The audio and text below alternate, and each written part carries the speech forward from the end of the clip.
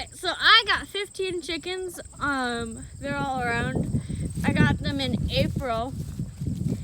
And so this is their first time, but I had found an egg, the first one that they've laid for their first time, and it was in here over there, like in the corner.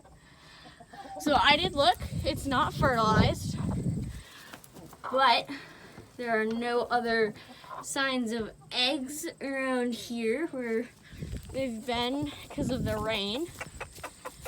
I look, there's